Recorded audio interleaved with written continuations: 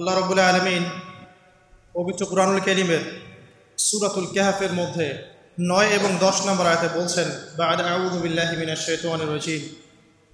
আল্লাহ রাব্বুল আলামিন বলছেন, আম হাসিবতা আন্না আসহাবাল কাহফি ওয়ার রাকিম কানু মিন আয়াতিনা আজাবা। হে নবী মুহাম্মদ সাল্লাল্লাহু আলাইহি ওয়াসাল্লাম, আপনি কি মনে করেছেন যে আসহাবুল কাহফের ঘটনা ছিল একটা বিস্ময়কর ঘটনা? إذ أوى الفتية إلى الكهف فقالوا ربنا آتنا من لدنك رحمة وهيئ لنا من أمرنا رشدا। যখন গুহায় আশ্রয় নেয়া কিছু যুবক আল্লাহর কাছে দোয়া করেছিল, কি দোয়া করেছিল? রব্বানা, হে আমাদের প্রতিপালক, আতিনা মিন লাদুনকা রাহমা, আমাদেরকে আপনার পক্ষ থেকে রহমত দান করুন। ওয়াহাইয়্ লানা মিন আমরিনা রশাদা, এবং আপনার পক্ষ থেকে আমাদের সমস্ত কাজগুলোকে আপনি গুছিয়ে দিন। সুবহানাল্লাহ। আজকে থেকে 1000 বছর আগে দাকিয়ানুস বাদশার একটা সভ্যতা ছিল। এই বাদশা ছিল তৎকালীন সময়কার একজন জালেম শাসক। সে তার রাজ্যে শিরক প্রতিষ্ঠা করেছিল, আল্লাহ রাব্বুল আলামিনের তাওহীদকে উঠিয়ে দিয়েছিল। সে তার রাজ্যে নবী সাল্লাল্লাহু আলাইহি ওয়াসাল্লাম, তৎকালীন সময়কার যে নবী আলাইহিস সালাম, তার সুন্নাহকে উঠিয়ে দিয়ে নিজের মন গড়া আদর্শ বাস্তবায়ন করেছিল দাকিয়ানুস বাদশা। তো সেই বাদশার অধীনে থাকা 8 জন বা 9 জন উচ্চ পদস্থ কর্মকর্তার সন্তানকে আল্লাহ পাক হেদায়েত দান করেন, এবং তারাই ইতিহাসে আসহাবুল কাহফ হিসেবে পরিচিত আছেন। এই 7 জন বা 9 জন যুবক উচ্চ পদস্থ কর্মকর্তার সন্তান ছিলেন। তারা তাওহীদকে চিনতে শিখলেন, আল্লাহ রাব্বুল আলামিনকে চিনতে শিখলেন, শিরকের সাথে তাওহীদের আপোষ করলেন না, সুন্নতের সাথে চলমান জাহিলিয়াতের আপোষ করলেন না। এর ফলশ্রুতিতে তাদের উপর নির্যাতন নেমে আসলো। রাজা তাদেরকে 3 দিন সময় দিলেন। 3 দিনের মধ্যে যদি তোমরা তোমাদের ধর্ম ত্যাগ না করেছ, তাহলে তোমাদেরকে মৃত্যুদণ্ড দেওয়া হবে। তো সেই 7 জন বা 9 জন যুবক ওই রাষ্ট্রের মধ্যে কোনো অরাজকতা সৃষ্টি করলো না, বরং তারা সাইলেন্টলি সেই রাষ্ট্র থেকে চলে গেল। সেই ফিতনাপূর্ণ জাহেলি পরিবেশ থেকে নিজেরা আস্তে করে সরে গেল, সেখানে কোনো রকম ফাসাদ সৃষ্টি করলো না। যাওয়ার সময় তারা একটা কুকুরকে সাথে নিয়েছিল, যেই কুকুর বছরের পর বছর তাদেরকে পাহারা দিয়েছে গুহার মধ্যে। চলতি পথে একটা গুহায় তার আশ্রয় নিয়েছিল, যে গুহার মধ্যে তারা ঘুমিয়ে পড়ে, এবং আল্লাহ রাব্বুল আলামিন 309 বছর পর তাদের ঘুম ভাঙান। 309 বছর পর যখন ঘুম ভাঙল, তারা ক্ষুধার্ত ছিলেন, একে অপরকে জিজ্ঞাসা করছিলেন যে কেম লাবিসতুম, তোমরা কতদিন ঘুমিয়েছ?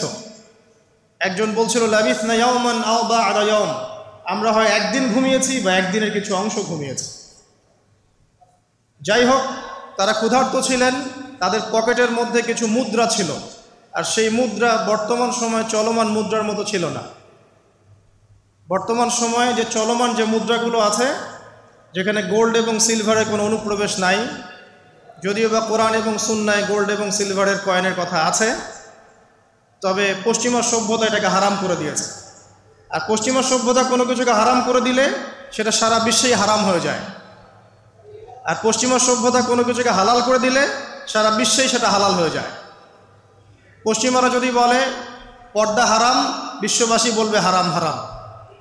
তারা যদি বলে পর্নোগ্রাফি জেনা হালাল, সবাই বলবে হালাল হালাল। এখন মানুষ আল্লাহর ইবাদতের চেয়ে পশ্চিমাদের ইবাদত বেশি করে।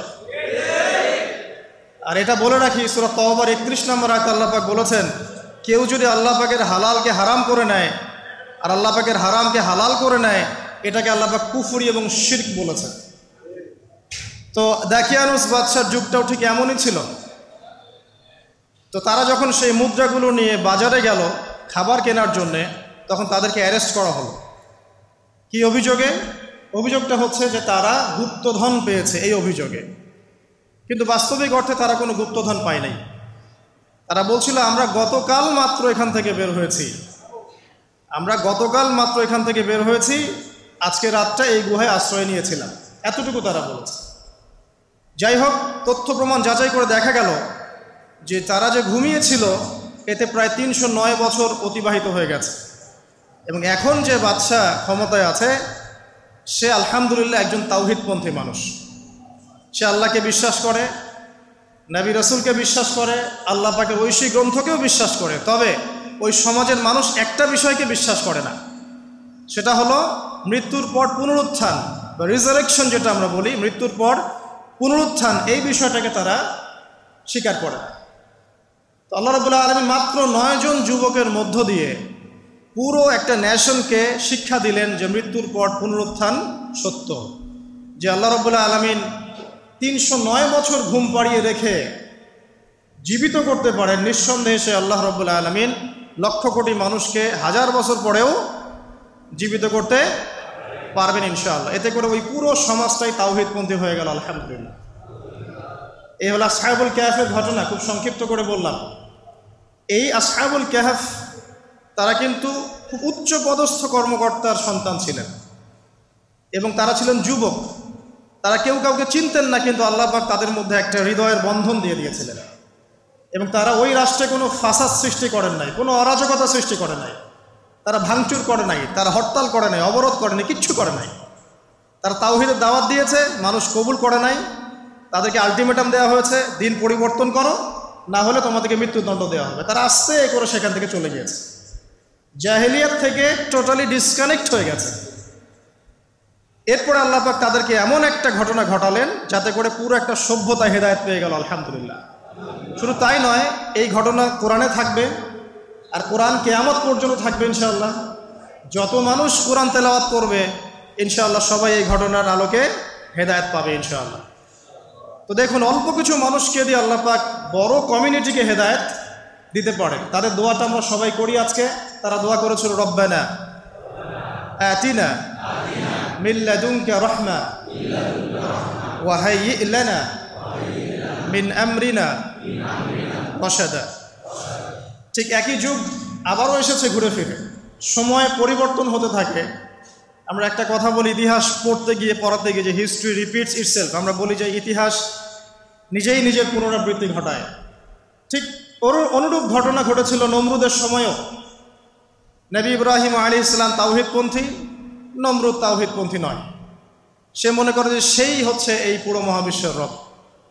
আল্লাহ রাব্বুল আলামিন ইব্রাহিম আলাইহিস সালামের মাধ্যমে তাকে তাওহীদের দাওয়াত পৌঁছালেন, সে কবুল করল না। আল্লাহ রাব্বুল আলামিন সামান্য যে বলে মশা, ক্ষুদ্র একটা মশা দিয়ে নমরুদকে শেষ করে দিলেন। আল্লাহ পাক সব করতে পারেন। ইতিহাস এভাবেই পুনরাবৃত্তি ঘটিয়েছে আদ এবং সামুদ জাতির ক্ষেত্রেও। আদ জাতির লোকেরা অনেক লম্বা লম্বা ছিল, ফিজিক্যালি অনেক স্ট্রংলি বিল্ট, তারা পাহাড় কেটে বাড়িঘর নির্মাণ করত। সামুদ জাতীয় ঠিক এরকমই ছিল, তারা পাহাড় পর্বত কেটে বাড়ি নির্মাণ করত। আল্লাহ রাব্বুল আলামিন হুদ আলাইহিস সালামকে পাঠালেন, সালেহ আলাইহিস সালামকে পাঠালেন দাওয়াত দেওয়ার জন্য। তারা দাওয়াতি কাজ করলেন, কম দাওয়াত গ্রহণ করলো না। ইল্লা কলিলাম মিনহুম, অল্প কিছু মানুষ ইসলাম কবুল করলো, বাকিরা বেশিরভাগই করলো না। আল্লাহ রাব্বুল আলামিন বিশাল কওমটাকে, যারা বলতো মান আশাদ্দু মিন্না কুওয়া, আমাদের চেয়ে শক্তিশালী আর কে আছে, তারা এই কথা বলতো। কোরআন এই কথা বলছে, কোরআন বলছে তারা বলতো মান আশাদ্দু মিন্না কুওয়া, আমাদের চেয়ে শক্তিশালী আর কে আছে। এখন এই স্লোগানগুলো আমরা ওয়ার্ল্ড অ্যাফেয়ার্স ঘাটলে দেখতে পারি না? বিভিন্ন পরাশক্তি বলছে আমাদের চেয়ে শ্রেষ্ঠ আর শক্তিশালী কে আছে। এই কথাটাই বলেছিল আদ এবং সামুদ জাতি। আল্লাহ পাক এদেরকে এমনভাবে ধ্বংস করেছেন যেন খেজুর গাছ উপড়ে ফেললে যেমন করে পড়ে থাকে, আদ জাতির লোকরা বাড়ির মধ্যে এভাবে পড়েছিল। মাত্র 6 দিন এবং 7 রাতের মধ্যে আল্লাহ পাক আদ জাতিকে ধ্বংস করেছেন। আর সামুদ জাতিকে আল্লাহ পাক ধ্বংস করেছেন বজ্রপাত দিয়ে, প্রচণ্ড বজ্রপাত দিয়ে, মুহূর্তে একটা কম শেষ। আল্লাহ পাক সব করতে পারেন। ইতিহাস এভাবেই পুনরাবৃত্তি ঘটিয়েছে। ফেরাউনের যুগে চলে যান, মূসা আলাইহিস সালাম একই দাওয়াত দিয়েছেন আল্লাহ রাব্বুল আলামিন। আল্লাহ পাকের পক্ষ থেকে তাওহীদ নিয়ে তিনি ফেরাউনকে দাওয়াত দিয়েছেন যে লা ইলাহা ইল্লাল্লাহ, আল্লাহ ছাড়া কোনো ইলাহ নাই। আল্লাহ রাব্বুল আলামিন চিরঞ্জীব, চিরস্থায়ী, তার কাছে আত্মসমর্পণ করো। ফেরাউন বলেছিল আনা রব্বুকুমুল আ'লা, আমি তোমাদের মহান রব। নাউযুবিল্লাহ। সে বলেছিল মা উরিকুম ইল্লা মা আরা, আমি যা ভালো মনে করি তাই তো তোমাদেরকে বলি। ওয়া মা আহদিকুম ইল্লা সাবিলার রাশাদ, এবং আমি তোমাদেরকে শুধু সৎপথ দেখাই। ফিরআউন এই কথা বলেছিল। সে বলেছিল যে মা আলিমতু লাকুম মিন ইলাহিন গায়রি, আমি তো জানি না যে আমি ছাড়া তোমাদের কোনো ইলাহ আছে। নাউযুবিল্লাহ। আল্লাহ রাব্বুল আলামিন সবর করেছেন, তাকে সময় দিয়েছেন, একটার পর একটা গজব দিয়েছেন। কখনো উকুন নাজিল করেছেন, কখনো রক্ত নাজিল করেছেন, কখনো প্লেগ, কখনো ব্যাং, কখনো ফড়িং, এরকম করে 9টা আযাব আল্লাহ পাক ফিরআউনকে দিয়েছেন, তার কওমকে দিয়েছেন। সর্বশেষ আল্লাহ রাব্বুল আলামিন লোহিত সাগরে সদল বলে ফিরআউনকে ডুবিয়ে মেরেছেন। ডুবে মরার সময় ফিরআউন বলেছিল যে আমানতু বিরব্বি হারুন ওয়া মূসা, আমি এখন হারুন এবং মূসার রবের প্রতি ঈমান আনলাম। ডুবে মরার সময় ফিরআউন এই কথাটা বলেছিল। তখন আল্লাহ রাব্বুল আলামিন বলেছেন আল-আন, এখন, ওয়াকাদ আসাইতা মিন ক্বাবল, এর পূর্বে তুমি বিরুদ্ধাচরণ করেছো। আল ইয়াউমা নুনাজ্জিকা বিবাদানিক, আজকে আমি তোমার বাদান মানে তোমার দেহটাকে সংরক্ষণ করব, প্রিজার্ভ করব। কি জন্য প্রিজার্ভ করবেন? মিউজিয়ামে রেখে দেওয়ার জন্য? মিশরের মিউজিয়ামে রেখে দেওয়ার জন্য? কি কারণে প্রিজার্ভ করবে? লিতাকুনা লিমান খালফাকা আয়াহ, তোমার পরবর্তীতে যারা আসবে পৃথিবীতে ওদের সবার জন্য তুমি নিদর্শন হয়ে থাকবে। এই কারণে তো ফিরআউনের পরে তো হাজার হাজার বছর চলে গেল, এবং এই হাজার বছরে আমরা দেখেছি আরো 1000টা ফেরাউন এসেছে পৃথিবীতে। তাদের সবার জন্য এই ফেরাউনের মমিটা ছিল কি? নিদর্শন। কে আল্লাহ নিদর্শনের পরোয়া করে? আল্লাহ পাকে নিদর্শনের কে পরোয়া করে? আমাদের কনসেপ্ট এখন এমন, ইন হিয়া ইল্লা হায়াতুনা দুনিয়া, এই দুনিয়ার জীবনটাই আমাদের হায়াত। নামুতু ওয়া নাহইয়া, আমরা এখানেই বাঁচি, এখানেই মরি। ওয়া মা নাহনু বিমাবউসিন, আর আমাদেরকে পুনরুত্থিত করা হবে না। কোনো মানুষ যদি পরকালীন কনসেপ্ট লালন করে চলে, সেই মানুষ কি বেনামাজি থাকতে পারে কিনা? সেই মানুষ কি যাকাত না দিয়ে থাকতে পারে কিনা? যে মানুষ পরকালে বিশ্বাস করে যে আল্লাহর সামনে আমাকে দাঁড়াতে হবে একা একাই, আমার ইমাম, আমার পীর, আমার অমুক, আমার তমুক নেতা নেত্রী কেউ আমার সাথে যাবে না, আমাকে একা আমার আল্লাহর সামনে দাঁড়িয়ে হিসাব দিতে হবে, এই কথা যে চিন্তা করে, সে কি নামাজ না পড়ে থাকতে পারে কিনা? সে কি যাকাত না দিয়ে থাকতে পারে কিনা? সে কি দুর্নীতি করতে পারে কিনা? মানুষকে ঠকাতে পারে কিনা? সে কি সুদ খেতে পারে বা ঘুষ খেতে পারে? সে কি জেনা করতে পারে? সে কি কাপড় খুলে দিয়ে উন্মুক্ত হয়ে ঘুরতে পারে কিনা? এখন তো উন্মুক্ত হওয়ার সংস্কৃতি চলছে নাকি? ইবলিস যখন আদম আলাইহিস সালাম এবং হাওয়া আলাইহিস সালাম তাদেরকে যখন জান্নাত থেকে বের করিয়ে দেয়, প্রলোভন দিয়েছিল, মিথ্যা প্রলোভন, যে হাল আদুল্লুকুম, হে আদম এবং হাওয়া, আমি কি তোমাদেরকে জানিয়ে দিব, আলা শাজারাতিল খুলদি ওয়া মুলকিন লা ইয়াবলা, হে আদম এবং হাওয়া, আমি কি তোমাদেরকে জানিয়ে দিব এমন একটা গাছের ব্যাপারে যেই গাছের ফল খেলে পরে তোমরা চিরস্থায়ী হয়ে যাবে এবং কোনোদিন মরবে না। এই যে চিরস্থায়িত্বের টোপ আর অমরত্বের টোপ, এই দুইটা টোপ দিয়ে আমাদের পিতামাতাকে ইবলিস জান্নাত থেকে বের করে দিয়েছে। এখন পৃথিবীতে যত মানুষ পথভ্রষ্ট হচ্ছি আমরা, আমাদের এই দুইটা খাসলতের কারণে। আমরা অমরত্ব আশা করছি, আমাদের চলাফেরা দেখলে মনে হয় আমরা মরবো না, পরকালীন কনসেপ্ট বাদ। একটা হচ্ছে চিরস্থায়িত্বের টোপ, ক্ষমতা, এই যে ক্ষমতার দাপট, এই দুটো আমাদেরকে কিন্তু পথভ্রষ্ট করছে। ঠিক একই অস্ত্র ছিল ইবলিসের। সূরা আরাফ পড়ে দেখেন, আমি কোনো কিছু বানিয়ে বলছি না। তখন আল্লাহ পাক বললেন যে ইয়া বানি আদম, হে বনু আদম, আদমের সন্তান যারা আছো, আমাদেরকে আল্লাহ পাক বলছে তোমরা শোনো, লা ইয়াফতিনান্নাকুমুশ শাইতান, শয়তান যেন তোমাদেরকে ফিতনায় না ফেলতে পারে। কামা আখরাজা আবাওয়াইকুম মিনাল জান্নাহ, ঠিক যেমন করে তোমাদের পিতামাতাকে শয়তান জান্নাত থেকে বের করে দিয়েছে। যেহেতু আমাদের পিতা আর মাতাকে শয়তান জান্নাত থেকে বের করে দিয়েছে, আল্লাহ পাক এই আদমের সন্তানদেরকে বলছেন তোমরা সতর্ক থেকো, তোমাদেরকে যেন শয়তান জান্নাত থেকে যেভাবে বের করেছিল তোমার পিতামাতাকে, এমন করতে না পারে। আর কি করতে না পারে? ইয়ানজিউ আনহুমা লিবাসাহুমা লিউরিয়াহুমা মিন সাওআতিহিমা, পড়ে দেখেন সূরা আরাফ। আল্লাহ বলছেন মনে রেখো আদমের সন্তানরা, ইবলিস কিন্তু শুধু তোমার পিতামাতাকে জান্নাত থেকে বের করেই দেয় নাই, বরং গাছের কাছে নিয়ে গিয়েছিল, ফল খাওয়ার সাথে সাথেই তাদের গায়ের পোশাক খুলে পড়ে গিয়েছে। তাহলে আমাদের পিতামাতাকে জান্নাতে নগ্ন করে দিয়েছিল কে? সেই কথা আল্লাহ পাক বলছেন আদম সন্তানদেরকে তোমরা সতর্ক থেকো, তোমাদেরকে যেন ইবলিস নগ্ন করতে না পারে, ঠিক যেমন করে তোমাদের পিতামাতাকে করেছে। তাহলে এখন যে পুরো বিশ্ব জুড়ে নগ্নতার যে সংস্কৃতি চলছে তাই এরা কার এজেন্ডা বাস্তবায়ন করছে বুঝতে পারছেন? কোরআন পড়েন, পৃথিবীতে যত সভ্যতা চলে গেছে, ব্যাবিলনের সভ্যতা, চাইনিজদের সভ্যতা, তারপরে যে আমাদের মাও সেতুং, ইতালির মুসোলিনি, এদিকে জ্যাপল সার্তে, এদিকে আপনার ফিডেল ক্যাস্ট্রোর কথা বলেন, ওই পশ্চিমা সভ্যতা বাদ দিয়ে যত বড় বড় সভ্যতা রিনাউন্ড, সবার পোশাক ছিল শালীন। আমি চ্যালেঞ্জ করলাম, খুঁজে দেখেন চাইনিজদের পোশাক দেখেন, আগেকার পোশাক, 1000 বছর আগের পোশাক, শালীন পোশাক। তারা কিন্তু মুসলিম ছিলেন না। আপনি এই ব্যাবিলনের সভ্যতা দেখেন, ব্যাবিলনের সভ্যতা অনেক প্রাচীন না? এই সভ্যতার পোশাক দেখবেন এটা অশালীন পোশাক ছিল না। এমনকি আইয়ামে জাহিলিয়াত যেটা আমরা বলি, নবী সাল্লাল্লাহু আলাইহি ওয়াসাল্লাম যখন জন্ম নেননি তার আগের সময় কথা, ওই সময়ও যে মানুষ জেনা করত, মেয়েকে যে কন্যা সন্তানকে জীবিত দাফন করত, তারপরেও ওদের পোশাক শালীন ছিল। হঠাৎ করে বিশ্বে একটা সভ্যতা আসলো পশ্চিম থেকে, তারা বলল যে পোশাক শর্ট হতে হতে হতে হতে এক পর্যায়ে বিকিনি পরে ঘোরা শুরু করলো, এবং এখন ওরা সারা বিশ্বে ওটা ছড়িয়ে দিচ্ছে, আমরা সবাই ওটাকে গ্রহণ করছি। আমরা বলছি 1000 বছরের সমস্যা।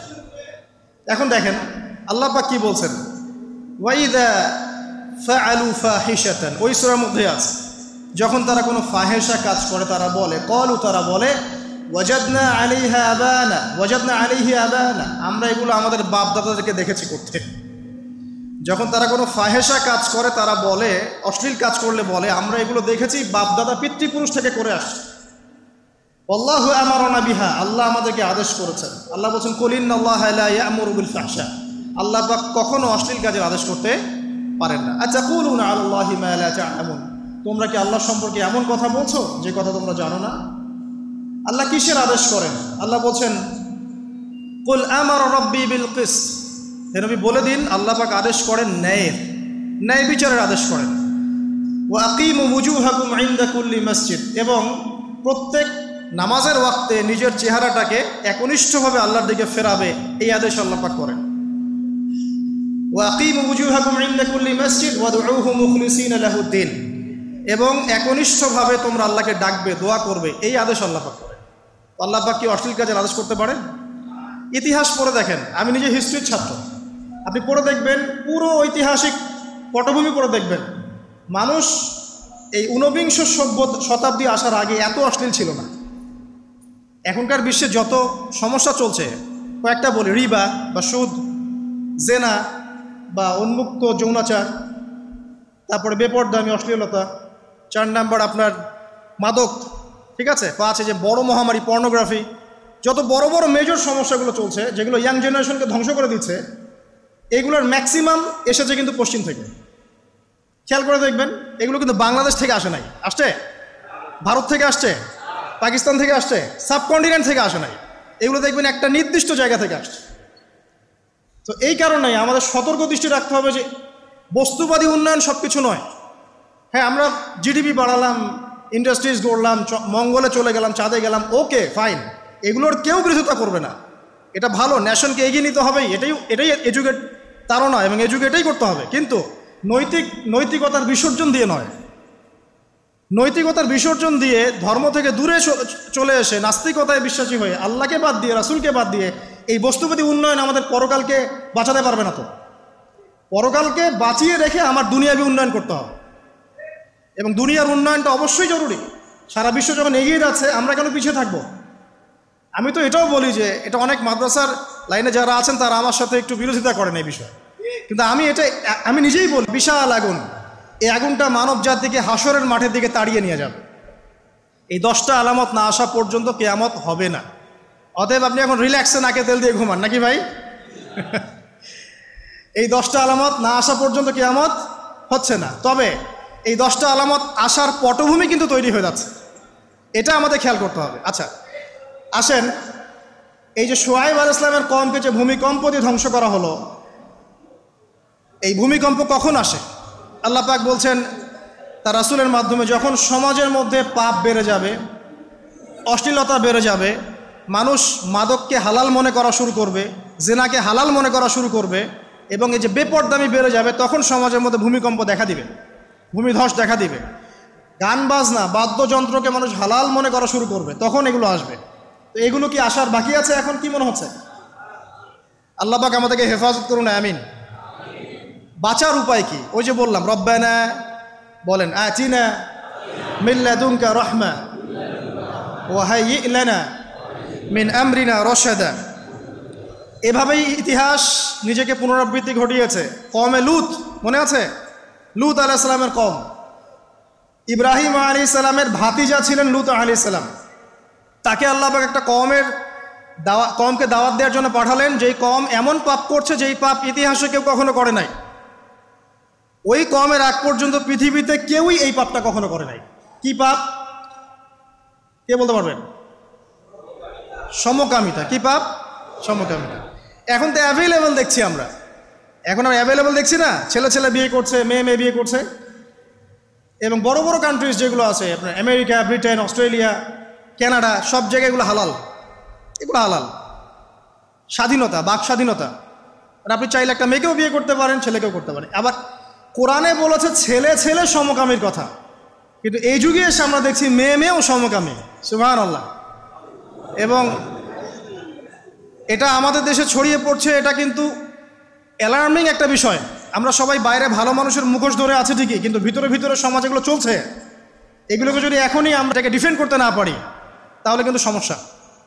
আগামীতে দেখা যাবে যে আমাদের পরিবারের মধ্যে এগুলো ঢুকে যাচ্ছে, নাউজুবিল্লাহ। এখনকার জরিপ বলছে যে 20 থেকে 30 জন মানুষের মধ্যে একজন মনে করে যে সমকামিতা ভালো জিনিস বা এটা একটা স্বাধীনতা। আপনি কেমব্রিজ অক্সফোর্ডের ডিকশনারি ঘাটলে দেখবেন সেখানে আগে বলা হতো যে এটা একটা মানসিক রোগ। আপনি 10 বছর আগের ডাটা দেখেন আর 10 বছর পরের ডাটা দেখেন, এখন আপনাকে বলা হবে এটা একটা বাক স্বাধীনতা। আগে বলা হতো মানসিক রোগ। তো এই কওম ছিল কওমে লূত। আল্লাহ পাক এদেরকে এমনভাবে ধ্বংস করেছেন যেভাবে পৃথিবীতে কোনো কওমকে আল্লাহ পাক ধ্বংস করেন না, কাউকে না। কিভাবে? আল্লাহ পাক 2 জন ফেরেশতা পাঠিয়েছিলেন, জিবরাইল আলাইহিস সালাম এবং মিকাইল আলাইহিস সালাম। তাদেরকে সুন্দর যুবকের আকৃতিতে পাঠিয়েছেন, সুন্দর সুন্দর যুবক। ধর্ষকের কোনো ধর্ম নাই। সে হিন্দু, মুসলিম, নাকি বৌদ্ধ, খ্রিস্টান, না আলেম জালেম, এগুলো ধর্ম দেখার সময় নাই। আল্লাহ পাক বলেছেন তার রাসূলের মাধ্যমে ধর্ষণ হলেই প্রকাশ্যে মৃত্যুদণ্ড দিয়ে দিবে, যেই হোক, সে যেই হোক, সে যেই হোক না, ওর কোনো ধর্ম নাই। সে একজন আলেম দাড়িওয়ালা মানুষও যদি হয় তাকেও এই কাজ করতে হবে। তো চোরের কোনো ধর্ম আছে? ডাকাতের কোনো ধর্ম আছে? তো মিডিয়া আবার টেকনিক্যালি দেখবেন ওইটাকে হাইলাইট করবে বেশি, বিকজ এখানে একটা সুযোগ আছে ইসলামকে ডমিনেট করার জন্য। কিন্তু সেম ঘটনা কিন্তু অনেক বড় বড় সেকুলার প্রতিষ্ঠানে ঘটেছে, ওগুলো কিন্তু আমরা হাইলাইট করতে দেখি না। এটা আমরা বুঝি ইন্টেনশনটা কি। তবে এখানে একটা বিষয় ক্লিয়ার করতে হবে যে পাপ পাপী যেই করুক তাকেই শাস্তির আওতায় আনতে হবে। আল্লাহ পাক তৌফিক এনায়েত করুন বোঝার। এখন এমন একটা সময় চলছে বাচ্চারাও এগুলো থেকে নিরাপদ না।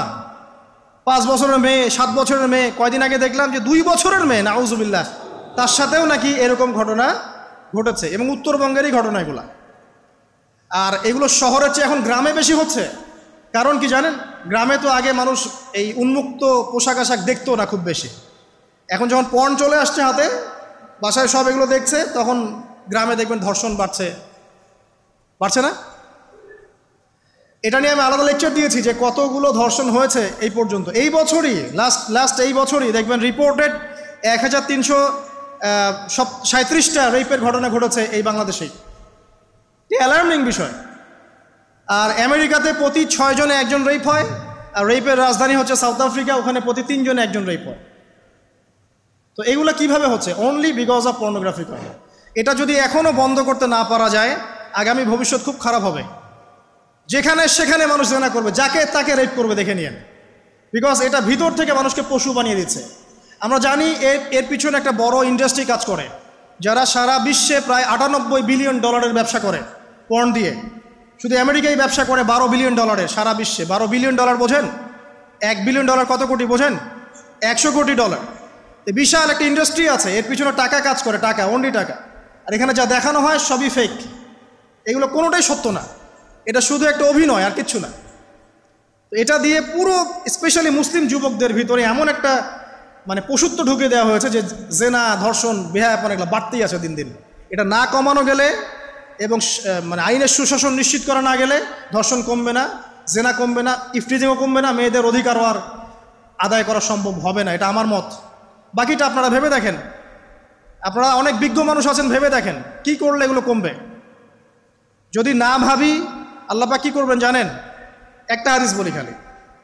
জাইনাব বিনতে জাহাশ রাদিয়াল্লাহু আনহা তিনি বলছেন, ইয়া রাসূলুল্লাহ সাল্লাল্লাহু আলাইহি ওয়াসাল্লাম, আনুহলিকু ওয়া ফিনা সালিহুন, আমাদের মধ্যে সৎ লোক থাকা অবস্থাতেও কি আমরা ধ্বংস হয়ে যাব?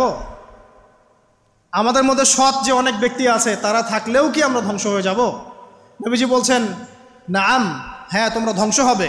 ইযা কাসরাতিল খাবাস, যখন নোংরামি, অশ্লীলতা, বেহায়াপনা বাড়তে থাকবে, আলেম জালেম সব ধ্বংস হয়ে যাবে। তা আমরা আমাদের স্বার্থেই কথাগুলো বলবো, কারণ আমরা যদি এগুলোকে প্রতিহত করতে না পারি তাহলে আমাদের বাড়িতেও এই ফিতনা ঢুকে আসবে। আসবে না? আসবে। দেখে নিয়েন, আল্লাহ পাক বোঝার তৌফিক এনায়েত করুন, আমিন। তো কওমে লূতকে আল্লাহ পাক কি করেছেন? সুন্দর বালকের রূপে এই জিবরাইল আর মিকাইল আলাইহিস সালামকে পাঠিয়েছেন। এখন লূতের লোকরা বলছে যে তোমার ঘরে যে মেহমান দুজন এসেছে ওদেরকে আমাদেরকে দাও। নাউজুবিল্লাহ। বুঝতে পারেন নাই? তোমার ঘরে যে দুজন মেহমান এসেছে ওই দুজন মেহমানকে নিতে এসেছে। লূত আলাইহিস সালাম বলছেন যে আমার হাউলাই বানাতিন কুনতুম ফাইলিন, তোমাদের যদি বিয়ে করার ইচ্ছা থাকে, আমার মেয়েরা আছে, তাদেরকে বিয়ে করা প্রয়োজনে। একজন নবী তার মেয়েকে বিয়ে দিতে যাচ্ছেন, তাও তোমরা এই পথে যেও না। তখন এই কওমে লূতের লোকরা বলছে, তুমি খুব ভালো করে জানো হে লূত আমরা কি জন্য এসেছি। তখন তিনি বলছেন, আলাইসা মিনকুম রাজুলুন রশিদ, তোমাদের মধ্যে কি একজনও ভালো মানুষ নাই? এরপরে আল্লাহর আযাব আসলো। লূত আলাইহিস সালাম এবং তার স্ত্রী চলে যাচ্ছেন। তার স্ত্রী কিন্তু আবার ঈমানদার ছিলেন না, সে পিছনে ফিরে বারবার দেখছে। নূহ আলাইহিস সালামের স্ত্রী যেমন ঈমানদার ছিলেন না, লূত আলাইহিস সালামের স্ত্রীও তেমনি ঈমানদার ছিলেন না। নবীর স্ত্রী হওয়া সত্ত্বেও তারা কিন্তু জাহান্নামে যাবে, নাউজুবিল্লাহ। তো এই লূতকে ধ্বংস করলেন আল্লাহ পাক, কওমে লূতকে এভাবে ফেরেশতার পাখা দিয়ে ওই পুরো জায়গাটাকে উঠিয়ে নিয়ে মাটিতে আবার ধসিয়ে দেওয়া হয়েছে। এই জায়গাটা এখন নিদর্শন হয়ে আছে। জর্ডানের পাশে দেখবেন ওই যে ডেড সি, একটা মৃত সাগর আছে না, ওইটা ছিল সেই জায়গা। এখানে সাদুম গোত্র থাকতো, সাদুম, এই কওমের নাম ছিল সাদুম। এরা সমকামী ছিল। এখন আপনার জন্য আমার নসিহত হচ্ছে, নবী সাল্লাল্লাহু আলাইহি ওয়াসাল্লাম বলেছেন, আমি শেষ জামানায় আমার উম্মতের উপর কিছু বিষয় ভয় করি যে এগুলো আমার উম্মতের মধ্যে ঢুকে যাবে, আমি আশঙ্কা করি ঢুকে যাবে। কি কি বিষয়? এক নাম্বার, যে আমি আশঙ্কা করি যে আমার উম্মতের মধ্যে মূর্তি পূজা ঢুকে যাবে, মুসলিম কিন্তু স্ট্যাচু ওয়ার্শিপ করবে। দুই, আমি আশঙ্কা করি আমার উম্মতের মধ্যে রিয়া ঢুকে যাবে। রিয়াটা কি? লোক দেখানো আমল। রিয়া কি? লোক দেখানো আমল। আমি আশঙ্কা করি যে আমার উম্মতের মধ্যে সমকামিতা ছড়িয়ে পড়ে নাই? এগুলো নবী সাল্লাল্লাহু আলাইহি ওয়াসাল্লাম আশঙ্কা ছিল। দেখেন সবগুলো এখন বাস্তব হয়ে গেছে। আল্লাহ রাব্বুল আলামিন এই সমকামিতার পাপ থেকে আমাদেরকে হেফাজত করুন, আমিন। এভাবেই ইতিহাস রিপিট হয়েছে।